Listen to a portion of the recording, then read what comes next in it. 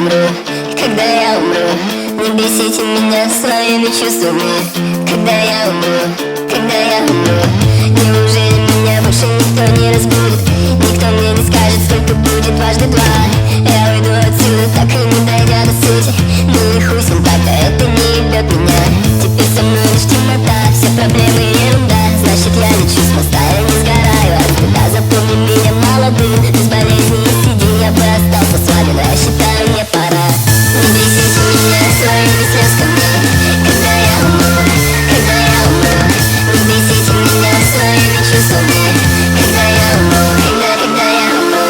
Не молись за меня, я напился вина, я не чувствую ног, переступил за порог. И эта темная ночь пытается мне помочь. В карманах пусто, и пусть я сюда не вернусь. Моя хорошая, не смотри, это прошлое, я не чувствую вины. Ну а ты просто живи, просто пой эти песни, просто сожги мои письма. Я бы остался непременно с тобой, но мне пора.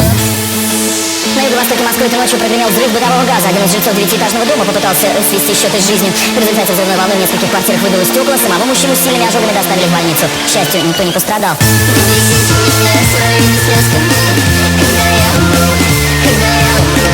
Не бесите меня своими чувствами.